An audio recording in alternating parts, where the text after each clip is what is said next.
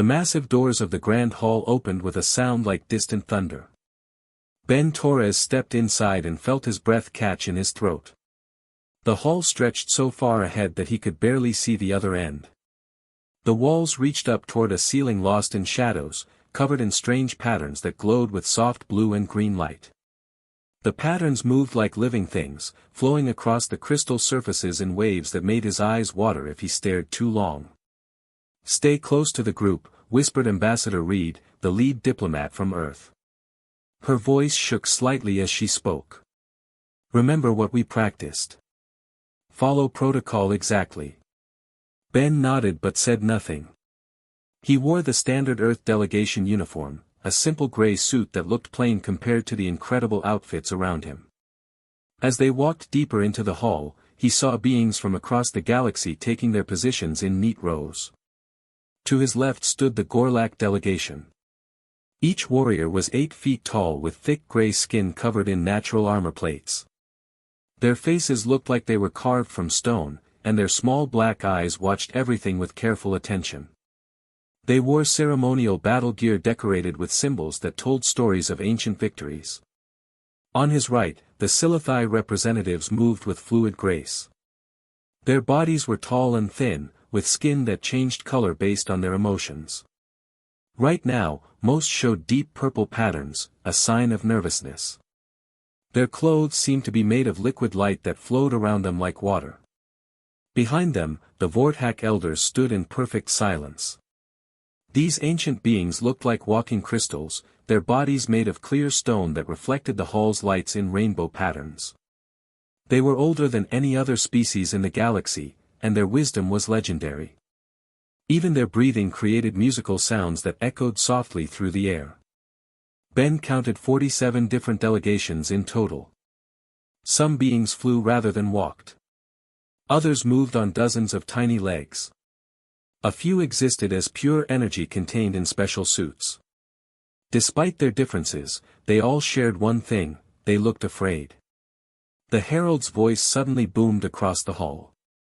The sound came from everywhere at once, making the crystal walls vibrate. "Citizens of the galaxy, prepare for the arrival of Her Eternal Majesty, Queen Vara, ruler of the Central Worlds, commander of the Void Fleets, and keeper of ancient laws." A ripple of movement passed through the assembled crowd. Ben watched in amazement as every single being in the hall dropped to their knees. The sound was incredible, thousands of bodies hitting the polished floor in unison, creating an echo that rolled through the space like a wave. Ambassador Reed grabbed Ben's arm. "Get down," she hissed. "Now." But Ben remained standing. Something deep inside him refused to move. He had studied Queen Vara's history during the long journey to Zephyria. She ruled through fear, crushing anyone who opposed her. Her empire stretched across half the galaxy, built on the bones of conquered worlds. The idea of bowing to such a ruler felt wrong in every fiber of his being. Around him, the other humans in the delegation had followed protocol and knelt with everyone else. Ambassador Reed looked up at him with panic in her eyes. "Ben, please. You're going to get us all killed." The hall fell silent except for a new sound, a soft hissing that seemed to come from the walls themselves. The bioluminescent patterns began changing, shifting from peaceful blues and greens to angry reds and oranges. The very building was responding to its master's approach. Then she appeared. Queen Vara emerged from the shadows at the far end of the hall. She did not walk, she flowed. Her body was serpentine, easily 30 feet long, covered in scales that shifted between silver and black. She moved with liquid grace, each motion perfect and hypnotic. Her torso was humanoid, rising from the serpentine base, but larger than any human. 6 eyes arranged in 2 rows watched the assembled crowd with ancient intelligence. As she moved closer, Ben could see details that made his skin crawl. Her scales were not just decorative, each one was inscribed with tiny symbols. Upon closer inspection, he realized they were names. Thousands upon thousands of names. The names of everyone who had ever defied her and paid the price. The Queen's presence filled the hall with an almost physical weight. The air grew thick and hard to breathe. The temperature dropped noticeably, and Ben could see his breath forming small clouds. Even the strongest beings in the assembly seemed to shrink smaller as she approached. She moved through the center of the hall, between the rows of kneeling delegates. Her 6 eyes scanned the crowd with the patience of a predator. She was looking for something specific, and Ben had a sinking feeling he knew what it was. Queen Vara's gaze swept across the Gorlak warriors, who trembled despite their legendary bravery. She passed the Silithide diplomats, whose skin now showed patterns of pure terror, bright yellow streaks against dark purple backgrounds. The Vorthak elders remained motionless, but even their crystal forms seemed dimmer in her presence. Then her eyes found him. All 6 of Queen Vara's eyes locked onto Ben Torres, the single standing figure among the sea of bowed heads. The hall's temperature dropped even further. Ice crystals began forming on the crystal walls, creating a sound like breaking glass as they spread. For several long moments, Queen and human stared at each other across the vast hall. Ben felt pressure building in his skull, as if invisible hands were squeezing his brain. He could sense the Queen trying to force him down, using some kind of mental power that he could barely comprehend. But something in his mind pushed back, refusing to bend. The Queen's expression shifted from surprise to curiosity to growing anger. In 3,000 years of rule, this had never happened. No being had ever remained standing in her presence. Not the mighty Gorlak warlords. Not the cunning Silithai merchants. Not even the ancient Vorthak elders with all their wisdom and power. Ambassador Reed made a small whimpering sound. Ben, please, she whispered, so quietly only he could hear. I'm begging you. But Ben could not move. Whether it was stubborn human pride, a death wish, or something deeper, his feet remained planted on the crystal floor. He thought about his home on Earth, about the history his species had fought through. Humans had never been the strongest or the smartest or the fastest. But they had always been the ones who refused to give up, who questioned authority, who stood when others fell. Queen Vara had stopped moving. She was now close enough that Ben could see his reflection in her scales. Her breathing created an eerie harmonic sound that resonated through the hall's crystal structure. When she spoke, her voice came from everywhere at once, as if the building itself was speaking. Interesting, she said, and the words seemed to hang in the air long after she stopped speaking. Very interesting indeed. The patterns on the walls shifted to deep crimson, and Ben felt the temperature drop even more. His breath came out in thick clouds now, and he could feel ice forming on his eyebrows. Around him, the kneeling delegates pressed themselves even lower to the ground, as if trying to disappear entirely. Queen Vara's voice filled the hall again, carrying harmonics that seemed to bypass his ears and speak directly to his bones. In 3 millennia of rule, no being has dared remain standing in my presence. You will identify yourself, and you will explain this unprecedented insult. Ben could feel the weight of thousands of eyes upon him, even though most of the delegates kept their faces pressed to the floor. The moment stretched out like a held breath.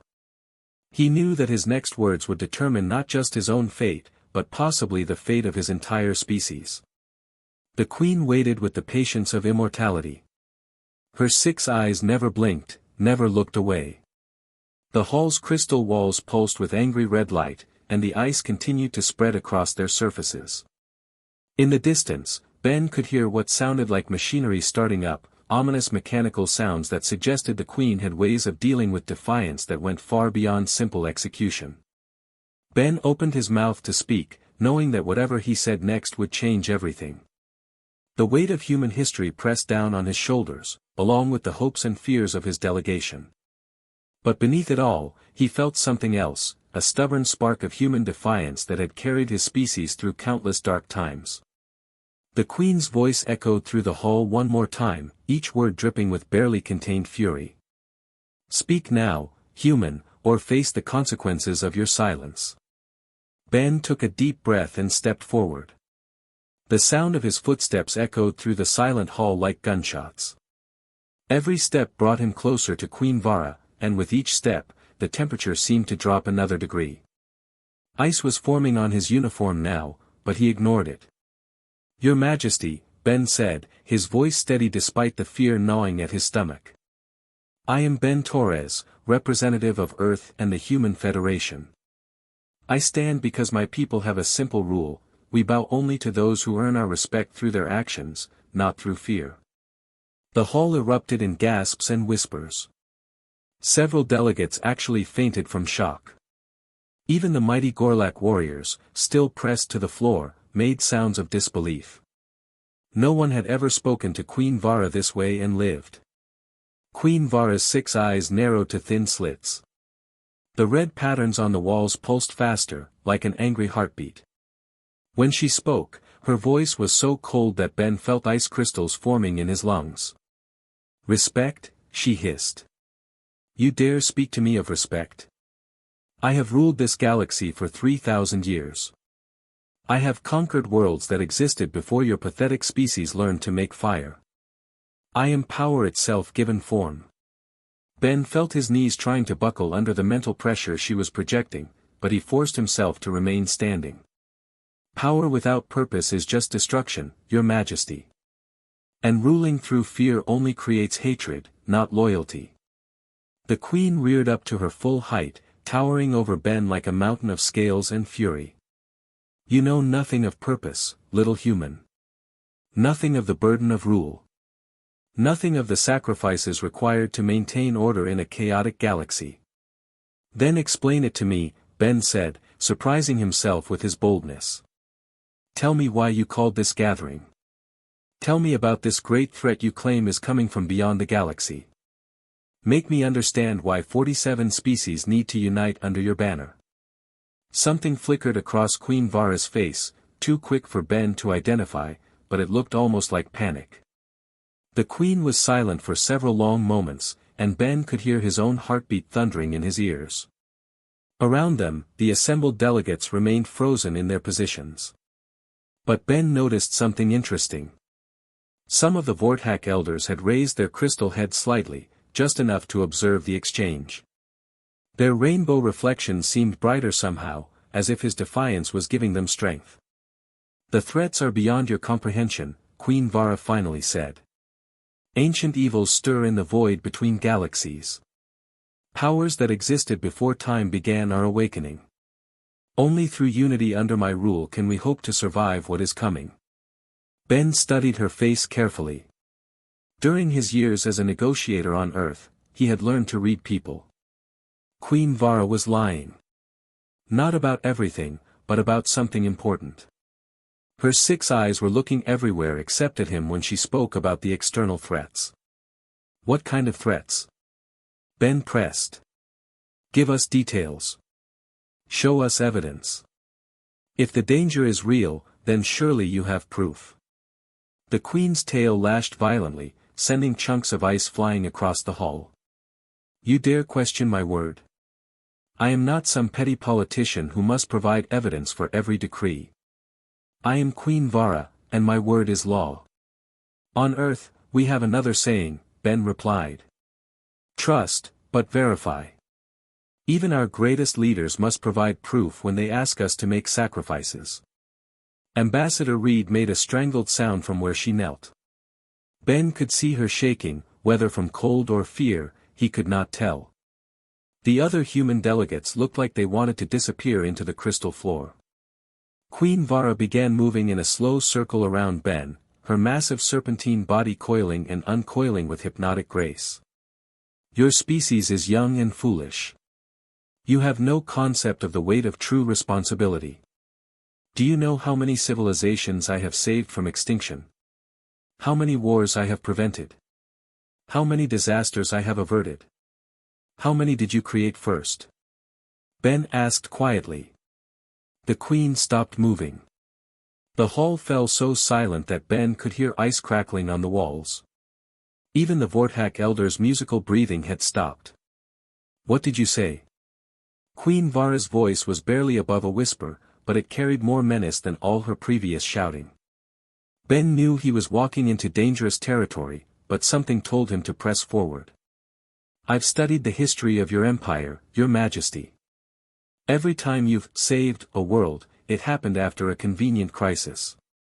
Pirates attack trade routes, then you arrive to establish order. Plagues break out on independent worlds, then you appear with the cure. Wars start between peaceful neighbors, then you mediate a solution that always ends with them joining your empire. The queen's scales began changing color, shifting from silver and black to deep red. The temperature in the hall plummeted so fast that Ben's words came out as visible clouds of steam.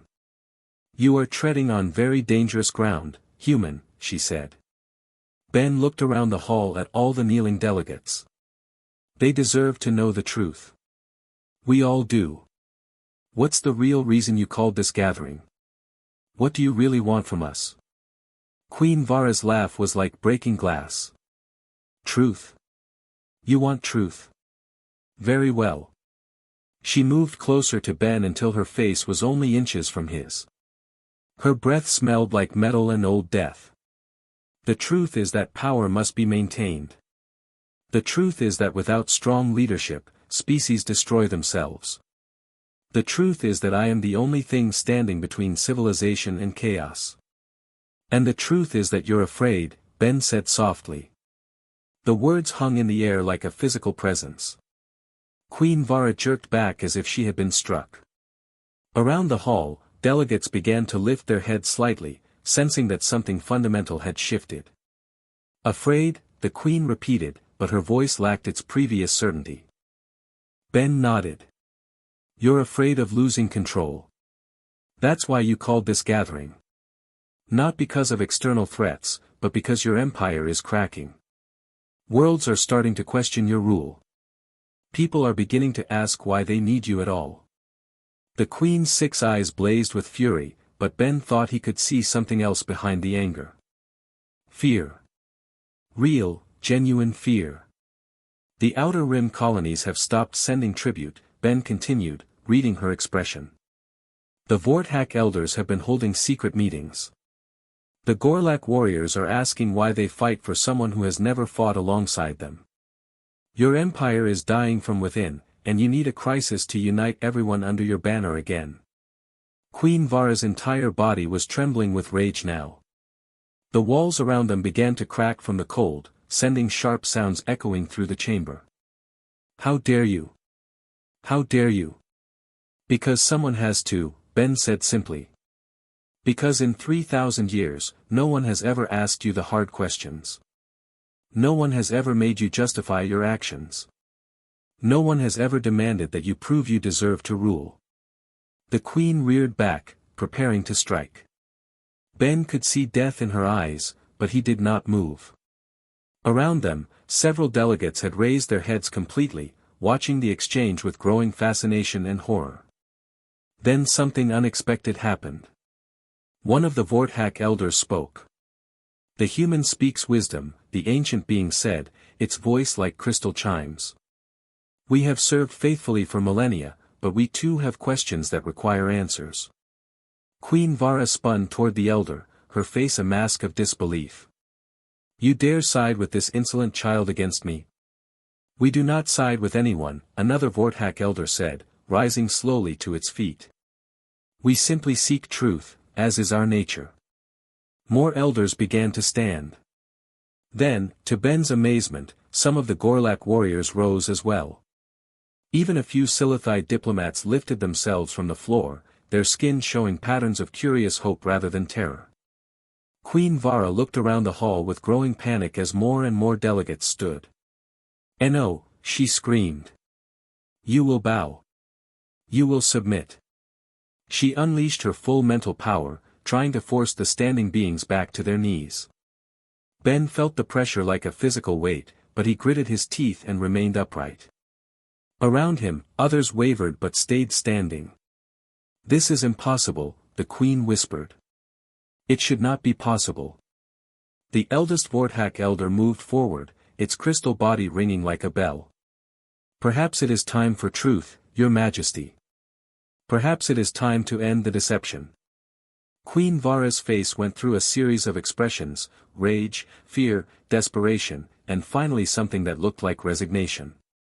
"You do not understand what you are doing. Without me, without unity, the galaxy will tear itself apart. Maybe, Ben said. But that should be our choice to make, not yours to force upon us. The Queen looked around the hall at all the standing figures. Her empire, built on fear and submission, was crumbling before her eyes because one human had refused to bow. You want the truth, she said, her voice now cold and deadly calm. Then you shall have it. But know this, when you learn what I have protected you from, when you see what I have sacrificed to keep you safe, you will beg me to take control again. Ben felt a chill that had nothing to do with the temperature. Something in the Queen's tone suggested that the truth, when it came, would be far worse than any of them had imagined. Queen Vara's 6 eyes blazed with a mixture of fury and something that looked like madness. The ice on the walls had grown so thick that entire sections were cracking under the weight. She moved to the center of the hall, her serpentine body coiling in complex patterns as she prepared to reveal whatever truth she had been hiding. You want to know why I called this gathering, she hissed, her voice echoing off the crystal walls. You want to understand the purpose behind 3,000 years of rule. Then witness the culmination of my greatest work. She raised her hands toward the ceiling, and the hall's lights dimmed to almost nothing. In the darkness, new patterns began appearing on the walls, not the flowing bioluminescent designs from before, but geometric shapes that hurt to look at directly. The patterns pulsed with a sickly green light that made everyone's skin look diseased. Ben felt a new pressure building in the air, different from the mental weight the Queen had been projecting. This was something physical, like standing too close to a massive machine that was powering up. Around him, delegates who had been standing began to sway on their feet. The external threat I spoke of was never a lie, Queen Vara said, her voice growing stronger as the pattern spread across every surface. But it was never coming from outside the galaxy either. The threat is inside us.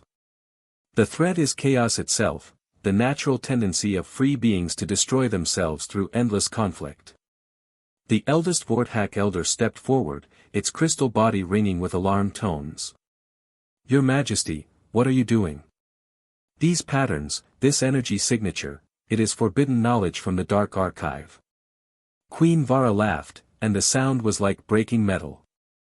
Forbidden by whom? By councils that no longer exist. By laws written by the weak to constrain the strong. I am beyond such limitations. Ben was beginning to understand, and the realization filled him with horror. This gathering wasn't about unity at all, was it? It was a trap. Finally, the little human begins to comprehend, the Queen said with satisfaction.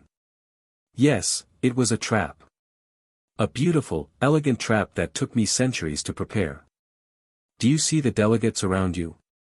Representatives from every major species, every significant world, every source of potential resistance to my rule. The green patterns were spreading faster now, covering the floor beneath their feet. Ben noticed that wherever the patterns touched, the kneeling delegates seemed to grow weaker.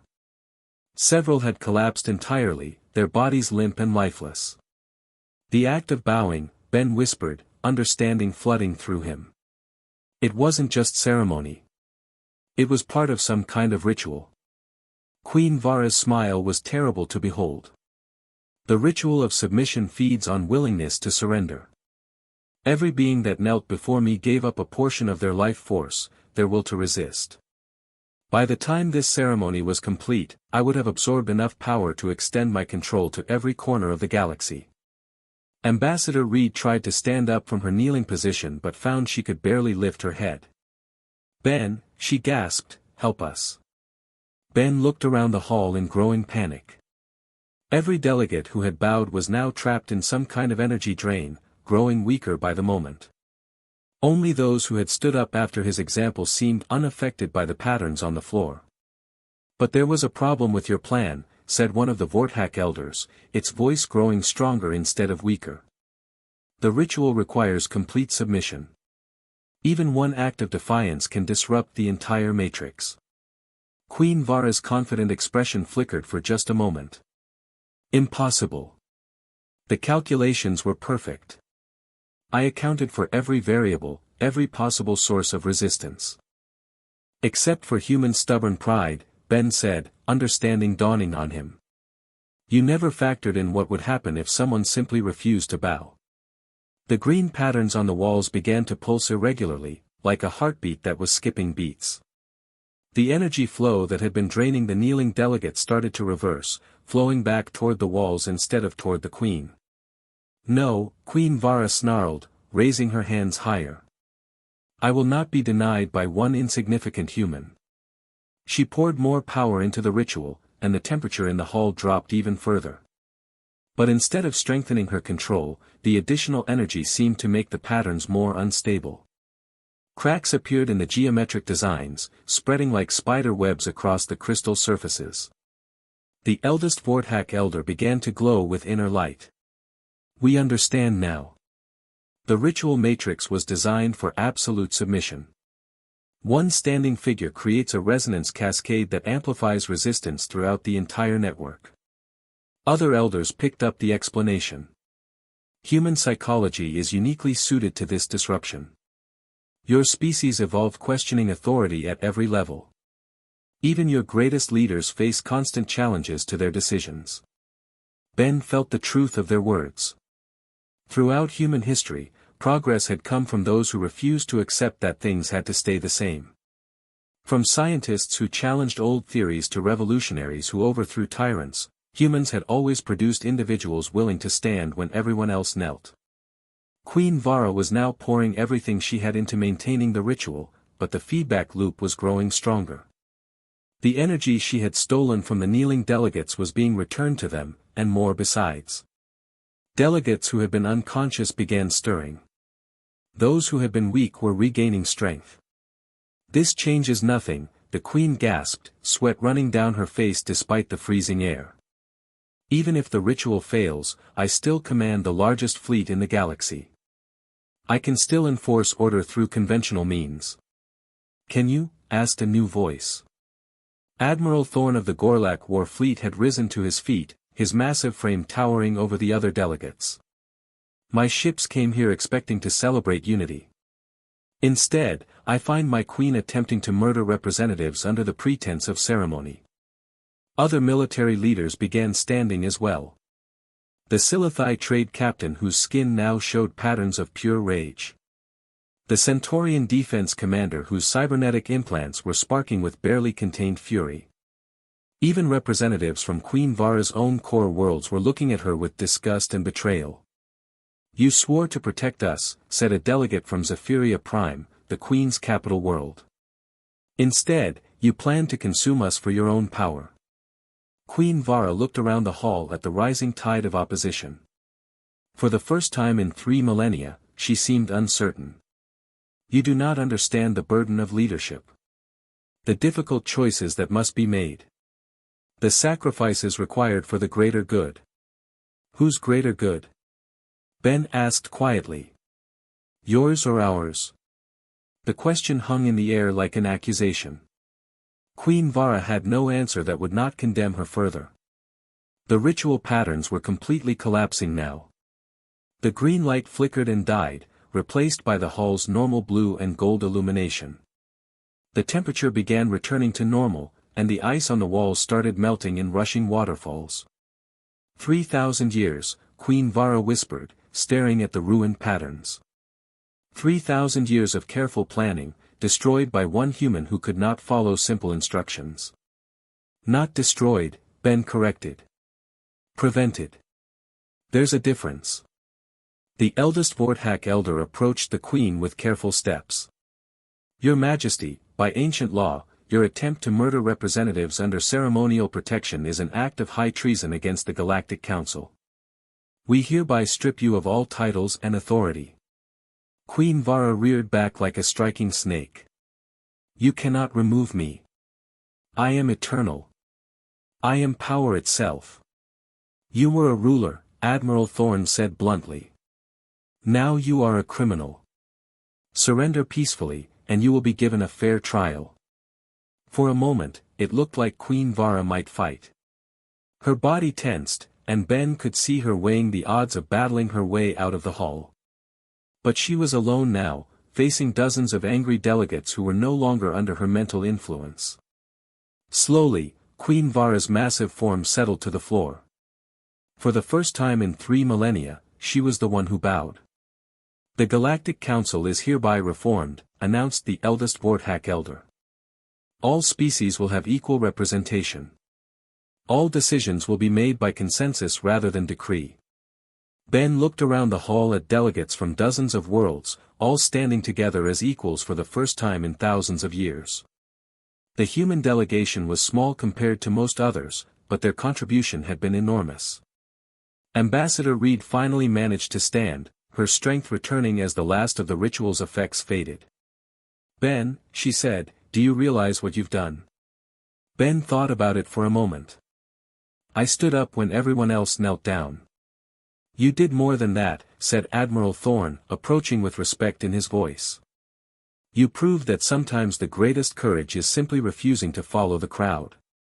The Vorthak elders gathered around Ben, their crystal forms chiming in harmonious agreement.